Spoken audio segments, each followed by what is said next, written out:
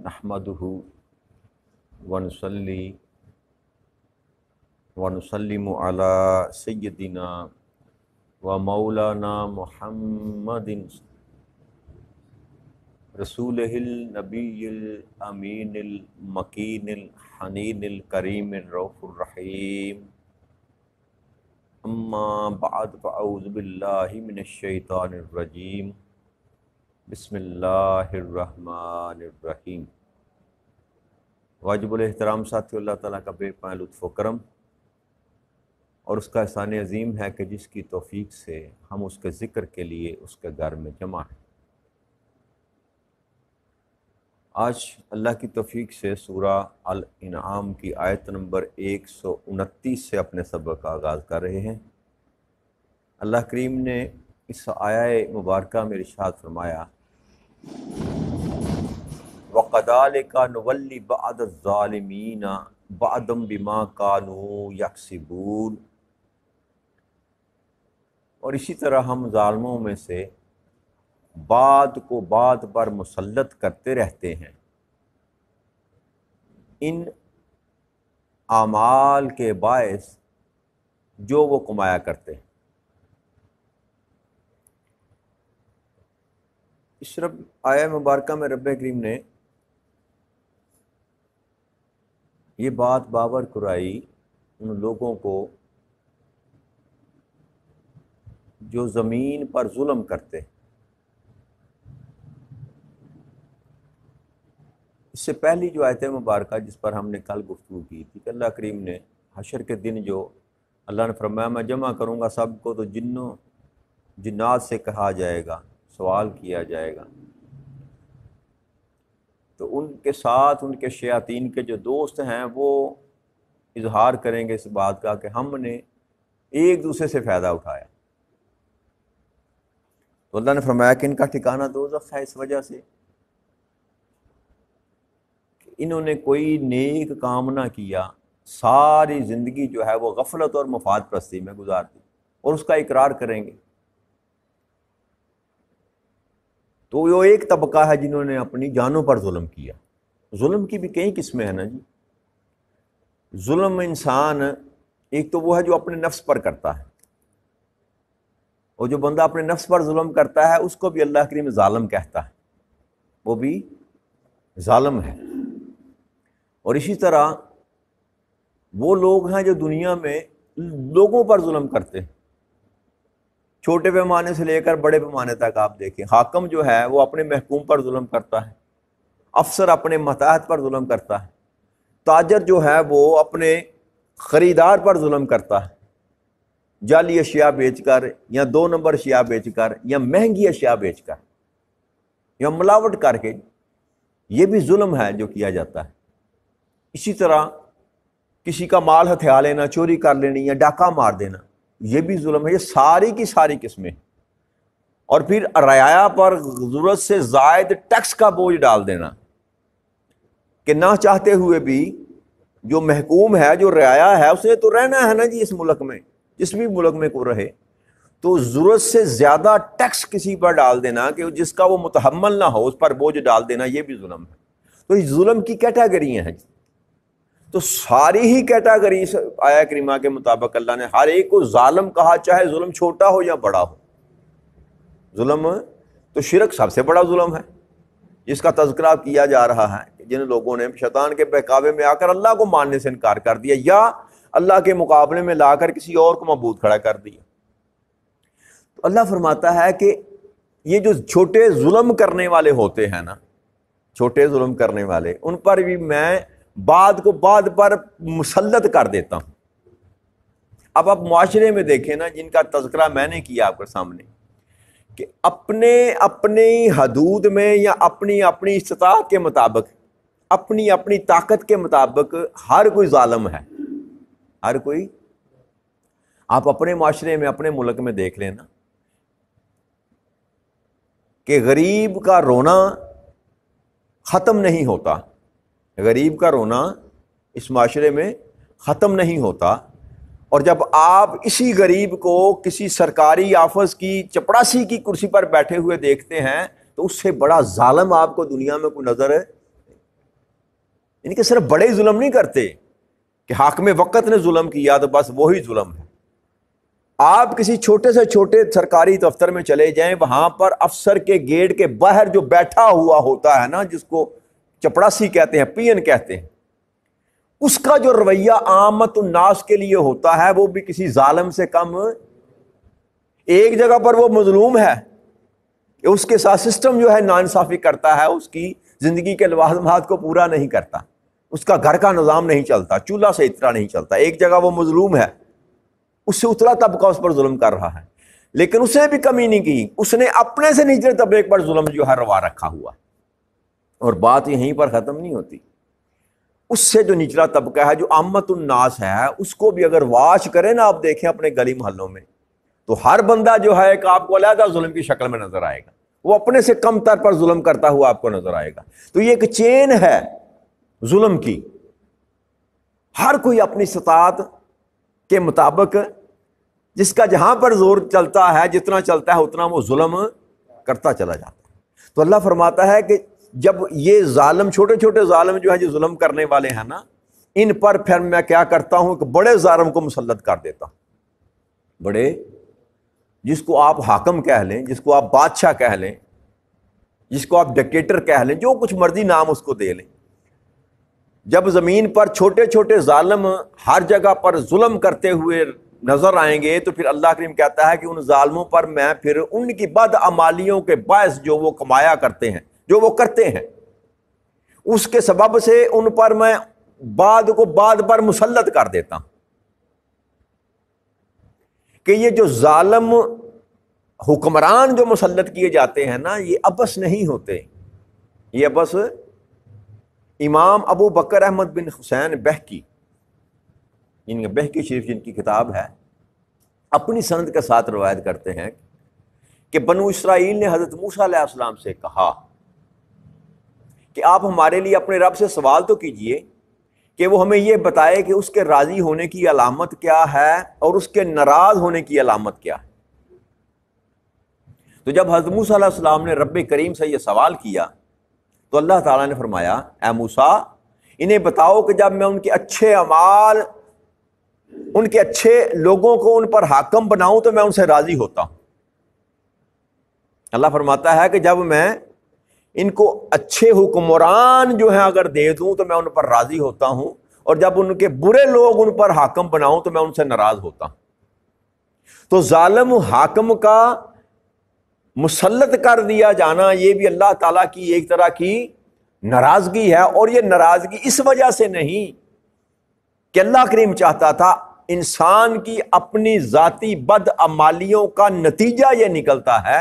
جب آپ عام زندگی میں ظلم کرنے سے باز نہیں آتے تو پھر آپ پر اللہ کریم آپ سے بڑے ظالم کو مسلط کر دیتا.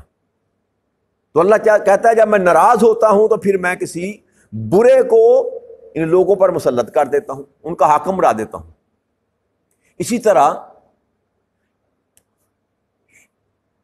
حضرت کا احبار بیان کرتے ہیں کہ ہر زمانے میں اللہ تعالیٰ لوگوں کے دلوں کے مطابق بادشاہ مقرر کر دیتا ہے. جب اللہ تعالیٰ ان کی بہتری کا ارادہ کرتا ہے تو نیک لوگ کو بادشاہ بنا دیتا ہے، اور جب ان کی ہلاکت کا ارادہ کرتا ہے تو کسی عیش پرست کو، کسی جھوٹے کو، کسی مکار کو، کسی کیا کہتے ہیں کرپٹ آدمی کو جو ہے وہ اللہ تعالیٰ ان کا حاکم مقرر کر دیتا ہے. تو یہ ظالم حکمران کا مسلط کیا جانا، جیسے کہا جاتا ہے کہ جیسی قوم ہوگی ویسا ان پر حاکم مقرر کیا جاتا ہے. جیسا بندہ ہو، جیسی معاشرے میں لوگوں کا جیسا رجحان ہوگا اسی طرح کو ان پر حاکم مقرر کر دیا جاتا ہے. یہ اللہ کا قانون ہے اور اللہ کا قاعدہ ہے. اور حاکم کا ظالم ہونا یہ بے سبب نہیں ہے، یہ معاشرے کے چھوٹے چھوٹے ظلموں کی وجہ سے اللہ کریم پر ان پر برے بندے کو جو ہے وہ مسلط کر دیتا ہے. اور یہ صدیوں سے یہ سلسلہ ہوتا چلا آ رہا، صدیوں سے سلسلہ ہوتا چلا آ رہا. جب لوگ اپنے آپ کو بدلنے کی کوشش کرتے ہیں، اپنا محاسبہ کرتے ہیں، نیکی کی طرف چلتے ہیں، تو پھر اللہ کریم ان کو حاکم بھی ویسے ہی عطا کر دیتا ہے. پھر اللہ کریم نے ارشاد فرمایا، یا معشر الجن والانس عالم یاتکم رسل منکم یقصون علیکم آیاتی وینظرونکم لقاء یومکم ھذا قالوا شہدنا علی انفسنا وغرتہم الحیاۃ الدنیا وشاہدوا علی انفسہم انہم کانوا کافرین، کیا گروہ جن و انس، کیا تمہارے پاس تم ہی میں سے رسول نہیں آئے تھے جو تم پر میری آیتیں بیان کرتے تھے، تمہارے اس دن کی پیشی سے تمہیں ڈراتے تھے؟ تو وہ کہیں گے کہ ہم اپنی جانوں کے خلاف گواہی دیتے ہیں۔ انہیں دنیا کی زندگی نے دھوکے میں ڈالے رکھا تھا اور وہ اپنی جانوں کے خلاف اس کی گواہی دیں گے کہ وہ دنیا میں کافر یعنی حق کو نہ ماننے والے تھے۔ تو اللہ کریم قیامت کے دن جو مکالمہ کیا کرے گا، اللہ نے فرمایا کہ اللہ جب ان سے پوچھے گا، جنوں سے بھی اور انسانوں سے بھی، کیا تمہارے پاس میرا کوئی رسول نہیں آیا تھا؟ تم ہی میں سے تمہارے پاس کوئی رسول نہیں آئے تھے جو تمہیں میری آیات پڑھ پڑھ کر سناتے تھے، بیان کرتے تھے تمہارے سامنے کہ اللہ یہ چاہتا ہے، اللہ یہ کہتا ہے، اللہ کا یہ حکم ہے، اور تمہیں اس دن کی پیشی سے ڈراتے تھے؟ وہ جو حشر کا دن ہوگا، آخرت کا دن ہوگا، قیامت کا دن ہوگا، جب رب کریم کی عدالت سجے گی اور ایک ایک شخص سے، ایک ایک فرد سے اس کا حساب مانگا جائے گا۔ اللہ فرماتا ہے کیا تمہیں نہیں ڈراتے تھے اس دن سے؟ تو وہ سارے جو ہیں جن کے سے سوال کیا جائے گا وہ کہیں گے کہ ہم نے اپنی جانوں کے خلاف ہم گواہی دیتے ہیں، ہاں آپ کا رسول، آپ کے رسول آئے تھے، انہوں نے ہمیں سمجھایا تھا، لیکن ہم نے اپنی جانوں کو دھوکے میں ڈال رکھا تھا، ہم ان کی بات سمجھنے کے لیے تیار نہ تھے۔ اللہ فرماتا ہے کہ وہ اپنی جانوں کے خلاف گواہی دیں گے کہ وہ دنیا میں کفر پر رہے، حق کو چھوڑ کر انہوں نے کفر کا راستہ اختیار کیا۔ تو اس میں دو تین باتیں رب کریم نے بیان کی۔ ایک تو یہ کہ جن اور انسان یہ دونوں جو ہیں ان کی طرف رسول مبعوث کیے گئے۔ اب اس میں دو طرح کی رائے پائی جاتی ہیں، ایک یہ کہ جنوں میں بھی رسول جن جو ہیں وہ آئے، اور ایک رائے یہ پائی جاتی ہے کہ نہیں، جنوں میں جن رسول نہیں آئے، رسول جو تھے وہ انسانوں میں سے ہی آئے جنہوں نے بھی ان کی اطاعت کی۔ جیسے حضرت سلیمان علیہ السلام کے دور میں بھی جنوں پر آپ نے حکومت کی، قرآن کریم میں موجود ہے، اور اسی طرح نبی اکرم صلی اللہ علیہ وسلم پر جن ایمان لے کر آئے۔ تو علیحدہ سے کوئی دلیل ایسی نہ قرآن میں ملتی ہے کہ جنوں میں کوئی رسول آیا ہو، جنوں میں کوئی رسول آیا ہو۔ زیادہ تر یہی گمان کیا جاتا ہے، یا اس پر ہی رائے ہے کہ جو رسول آئے انہی کی اطاعت جو ہے جنوں نے بھی کی، جنہوں نے بھی جس طرح انسانوں نے اطاعت کی، اسی طرح جنوں نے بھی ان کی اطاعت کی، اسی دین کو جنوں نے بھی اپنایا۔ اب جس جن نے یا جس انسان نے جو بھی رسول جس وقت میں بھی آیا ان کی فرما برداری اور اطاعت کر لی، وہ صاحب ایمان ہو گئے، چاہے وہ جن تھا چاہے وہ انسان تھا۔ اور جس نے بھی رسول یا نبی کی بات کو ماننے سے انکار کر دیا وہ کافر ہو گیا، وہ کافر ہو گیا۔ تو جن کا کفر کا، جن کا اللہ کریم نے جن کی بات کی کہ جنہوں نے کفر اختیار کیا، وہ قیامت کے دن کہیں گے کہ ہم نے اپنی زندگیوں کو دھوکے میں ڈالے رکھا، دھوکے میں ڈالے رکھا۔ تو اللہ فرماتا ہے کہ اس کے بعد ذالک ان لم یکن ربکم مخلق القرى بظلم واہلھا غافلون۔ اللہ فرماتا ہے کہ یہ جو میں نے رسولوں کو بھیجا اس لیے تھا کہ آپ کا رب بستیوں کو ظلم کے باعث ایسی حالت میں تباہ کرنے والا نہیں کہ وہاں کے رہنے والے بے خبر ہوں، یعنی کہ ایسا نہیں ہے کہ کسی تک رسول کا اللہ کا پیغام نہ پہنچا ہو اور اللہ نے ان کو تباہ کر دیا ہو، اللہ نے ان کو تباہ کر دیا ہو۔ اللہ کریم کہتا ہے کہ میں نے رسولوں کو فقط اس لیے بھیجا تاکہ وہ تمہیں آ کر میرا پیغام سنائیں، قیامت کے دن تم یہ کہنے والے نہ بنو کہ مولا ہمیں ہارے تک تو تمہاری بات ہی نہ پہنچی تھی۔ اور دنیا میں بھی اللہ کریم نے جن جن قوموں پر عذاب نازل کیا، جن کا تذکرہ قرآن و حدیث میں ملتا ہے، تفاسیر کی کتابوں میں، تاریخ کی کتابوں میں ملتا ہے، ان ساری امتوں پر اللہ کریم نے پہلے اپنے نبی اور رسول کو بھیجا، انہوں نے آ کر اللہ کا پیغام دیا۔ جب انہوں نے صریحاً اللہ اور اللہ کے رسول کی اور نبی کی خلاف ورزی کی اور جنگ پر آمادہ ہو گئے، نہ ماننے کے لیے بلکہ رسولوں کو قتل کرنے کے درپے ہو گئی، بلکہ رسولوں کو قتل بھی کیا نبیوں کو، تب جا کر اللہ کریم نے ان کی بستیوں کو ہلاک کیا اور تباہ و برباد کیا۔ تو اللہ یہ بات سمجھانا چاہتا ہے کہ آپ کا رب ایسے ہی بستیوں کو تباہ نہیں کرنا چاہتا، برباد نہیں کرنا، خود ہی بنانے والا ہے، خود ہی بنانے والا ہے تو خود کیوں تباہ کرے گا؟ اپنی چاہت سے تو تباہ نہیں کرے گا نا۔ جب اس نے بنایا، تم کو پیدا کیا، پھر تمہیں پیغام دیا کہ تمہیں میں نے یہ نعمتیں عطا کی ہیں، تمہارے لیے ساری زمین و آسمان کو میں نے سجایا ہے، بنایا ہے، اب تم یہ کیا کرو کہ میرا شکر ادا کیا کرو، میری عبادت کیا کرو، میرے سوا کسی اور کو خدا نہ مانو، الہ نہ مانو، معبود نہ مانو۔ تو جب اللہ کے اس پیغام کو ماننے سے انکار کیا، حق کی تعلیمات کو ماننے سے انکار کیا، تب اللہ فرماتا ہے کہ ان کو باخبر کرنے کے بعد میں نے ان پر جو ہے نا بستیاں جو برباد کی، میں ان پر ظلم نہیں کرتا۔ تو اللہ تو ظالم ہے ہی نہیں، اللہ تو ظالم ہے ہی نہیں۔ اس لیے اللہ فرماتا ہے کہ یہ جو تمہاری بستیوں کو برباد کیا گیا یا تمہیں تباہ کیا گیا، یہ اس وجہ سے تھا کہ میں نے اپنے رسولوں اور نبیوں کو تمہارے درمیان بھیجا، انہوں نے تمہیں خبردار بھی کیا، تمہیں سمجھایا بھی، لیکن تم جب نہ مانے اور میرے ہی محبوبوں پر ظلم کرنے کے در پہ ہو گئے اور قتل کرنے کے در پہ ہو گئے، تب جا کر میں نے تمہیں تباہ کیا۔ تو اللہ کا یہ نظام ہے، اللہ کا یہ طریقہ ہے کہ اللہ کریم بغیر کسی سبب کے کسی پر کوئی اپنا عذاب مسلط نہیں کرتا۔